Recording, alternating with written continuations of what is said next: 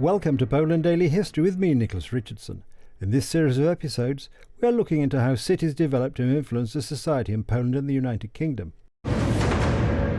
According to the legend, the ancient ruler Krakow was ruling, but he had a big problem as there was a dragon that lived in a cave under a Wawel hill, and knights from across Poland came to try to vanquish this dragon. None succeeded until Krakow himself had enough of the charade and decided that if this dragon is too strong to defeat in a normal way, let's offer him a poisoned lamb, and this is what finally killed the dragon. The king could finally be rest assured that the Wawel hill was safe, and from there on he could build his foundations on this hill.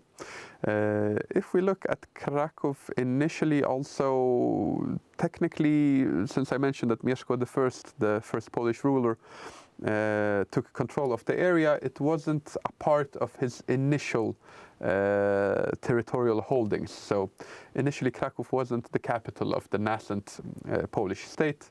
That was the city of Gniezno, which today is a quite small city, though with a very rich history, and the architecture there still shows that a millennium ago it was the Polish capital. Krakow became the capital in 1038, which is also when they start building all these brick buildings. Before it was a wooden city. So we have the remnants of the oldest buildings date back to that time, and it starts becoming this metropolis. It was already naturally the largest city in the area previously, but it was still a wooden city. So now is the time when it starts getting some of these prestige buildings, you could say, even though as the Poles say, the city and Poland itself really had this change from having mainly wooden structures in the large cities to brick buildings in the 14th century during King Casimir the Great. The Polish saying goes something along the lines that he found a Poland made up of wood and left it made out of marbles. So that is a few centuries later, but before then, unfortunately, the Poles had a setback in 1241. Another Asiatic people from the steppes showed up.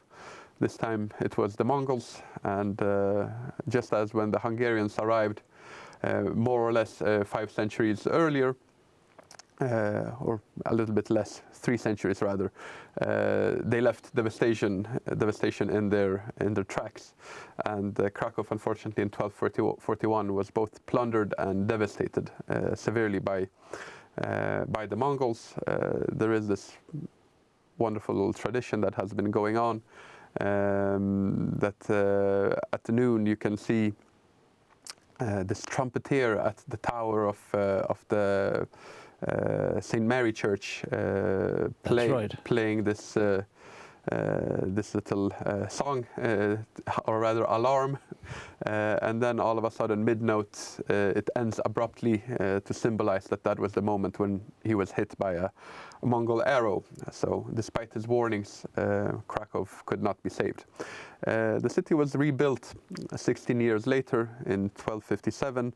And it was rebuilt, you could say, in the same fashion that Warsaw was rebuilt after the Second World War, meaning that they rebuilt it in the same way that it was before the devastation. So more and more nice buildings start appearing. Krakow really becomes, especially the royal court there, is what attracted a lot of great talent and wealth to the area. Adam, as usual, the clock has defeated. If I could just ask you to pause there and we'll pick it up next time. There we are. I've had to interrupt Adam almost in mid-sentence, but fear not. If you join us next time on Poland Daily History, as we hope you will, we'll pick up the story and learn more about the exciting city of Krakow. In the meantime, thank you for watching.